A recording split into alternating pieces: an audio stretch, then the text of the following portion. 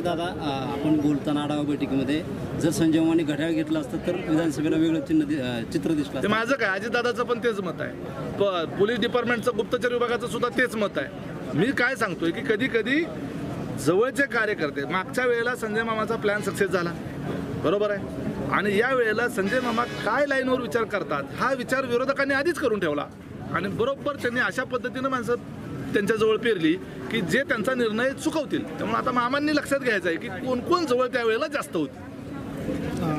आपण बोलताना सांगितलं की अकलूजचा मोठ्या प्रमाणात विकास झालेला आहे, परंतु येणारी जी पुढची पिढी आहे ती तशा प्रकारची सक्षम नाही किंवा तशा कुठंतरी विकास आता तशा प्रमाणात होत नाही.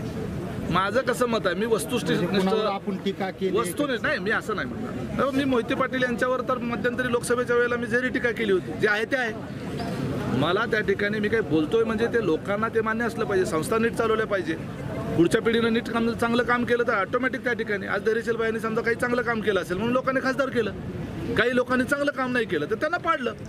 असंच असतं, ही लोकशाही आहे.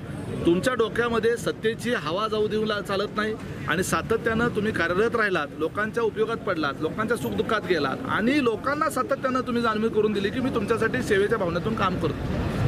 तुम्ही गबरगट व्हायला लागलाय, लोक बिकारी व्हायला असं जर दिसायला लागलं तर लोक जागा दाखवतात. असं होतं ते. तुम्ही असं बसलात असं म्हणला की मोहोळमध्ये कुठं बी मी इलेक्शन लढवायला तयार आहात, राजन पाटलाच्या विरोधात निवडणूक लढवणार का? अहो, त्या ठिकाणी आता मागच्या विधानसभेच्या निवडणुकीत काय झालं ते तुम्ही पाहिलेलं आहे. त्यांचे आता नावं घेऊन मला विनाकारण त्या ठिकाणी आता बोलायला लावू नका. ही माझ्या पक्षाचं व्यासपीठ आहे, ते अजून आमच्या पक्षातच आहे, त्यामुळे या विषयावर नो कॉमेंट्स. मी काय म्हटलं, कार्यकर्त्यांनी अशा पद्धतीनं काम करावं की त्याला उद्याच्याला लोकांनी बोलवून घेऊन निवडणुकीला उभा केला पाहिजे. मी त्या ठिकाणी असं म्हणालोय की मोहोळ तालुक्यामध्ये जर ओपन कुठं झालं, बरोबर आहे, कुठल्याही गटात जाऊन मी उभारून निवडून येऊ शकतो. आता कसं आहे, आता मी जरा मध्यंतरी विधान परिषदेला वगैरे नाव आल्यामुळं, आमदारकीच्या रेसमध्ये आल्यामुळं आता कशाला पुन्हा माघारी पाठवत आहे. पण लढवायचं म्हणलं तर नक्की लढवू शकतो, कुणीही उभारू द्या.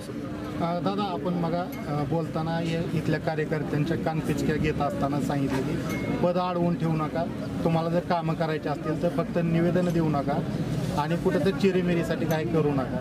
नेमकं काय कार्यकर्त्यांच्या तशा काय तुमच्याकडे तक्रारी आल्या होत्या? नाही, हे इन जनरल असतं. मी जिल्हाध्यक्ष आहे, यापूर्वी मी महाराष्ट्राचा अध्यक्ष राहिलेला युवकांचा, पक्षाचा मुख्य प्रवक्ता राहिलो, अनेक वर्ष जनरल सेक्रेटरी म्हणून काम केलं, किमान 5-25 जिल्ह्यामध्ये निरीक्षक म्हणून काम केलं, त्यामुळे संघटनेचा 20 वर्षाचा अनुभव आहे. त्यामुळे सर्व तऱ्हेचे सर्व गमती करणारे कार्यकर्ते जवळून बघितलेले आहेत. ते कार्यकर्त्यांना भाषण करत असताना जिल्हाध्यक्ष म्हणून काही कानपिचक्या द्याव्या लागत असतात. आपण पाहतो की थोड्या दिवसापूर्वी आता पंचायत समिती जेडपीच्या निवडणुका लागणार आहेत. करमाळ्यामध्ये पक्षापेक्षा गटातटावरती निवडणुका चालतात हे देखील तुम्हाला माहिती आहे. करमाळा काय घेऊन बसला, सगळ्या जिल्ह्यात तशीच परिस्थिती आहे. पश्चिम महाराष्ट्रातच आपल्या गटातटाचं राजकारण आहे, तरीही पक्षाची गरज लागते. गटातटात असलं तरी सुद्धा ते नेता बिना पक्षाचा राहिला की त्या ठिकाणी त्याला फारसं महत्त्व देत नाहीत. मग पक्षाचं महत्त्व त्या नेत्यालाही असतं, परंतु त्या नेत्याला मानणारा एक वर्ग असतो, कारण तो त्या लोकांच्या करता स्वतःचं झिजवत असतो, म्हणून ते गट तयार होतात, हे लक्षात घ्या. त्यामुळं कुठल्याही पक्षामध्ये अशा पद्धतीचं गटाचं राजकारण असतंच. ते काही फक्त राष्ट्रवादीचं आहे असं आहे का? नाही, सगळीकडे आहे. थोडं शिवसेना भाजपमध्ये त्यांचे एका विचारानं काम करणारा एक मतदार, त्यांना मतं देणारा मतदार आहे. राष्ट्रवादीचा, काँग्रेसचा मतदार हा कामावरच्या जोरावर मतं देणारा मतदार असतो आणि त्याच्यामुळं गटातटाचं राजकारण थोडंफार आहे. ते आम्ही काय करू, आम्ही आमच्या पद्धतीनं ते पक्षाला पूरक राहील अशा पद्धतीनं आम्ही ते गटातला आमच्यामध्ये मिसळून. मगाशी बोलताना सांगितलं की मी जर करमाळ्यामध्ये लक्ष दिलं तर 7 ते 8 हजार मतदान वळू शकतो. म्हणजे येणाऱ्या या निवडणुकीमध्ये तुम्ही विशेष करून करमाळ्यावर लक्ष देणार? माझा आजोळ आहे करमाळा मतदानामध्ये, त्यामुळे मला 7 ते 8 हजार नाही, तुम्ही जरा अंदाज लावा सगळे पाहुण्यारोळ्यांचा माझ्या किती मताचा फिरवू शकतो ते जरा हिशोब काढा तुम्ही. दादा, या ठिकाणी तुम्ही जसं आता राष्ट्रवादी काँग्रेस पक्षाचे जिल्हाध्यक्ष आहात, या ठिकाणी कार्यक्रम होतोय संजय मामा शिंदे यांच्या संपर्क कार्यालयामध्ये, आणि मग आपण बोलतानाही सांगितलं की मी सुद्धा अजितदादांचाच कार्यकर्ता आहे, त्यांचा चाहता आहे, संजय मामा सुद्धा ते चाहते आहेत, परंतु अद्यापपर्यंत संजय मामांचा राष्ट्रवादीचा अधिकृत प्रवेश म्हणा किंवा तशा प्रकारे नाही.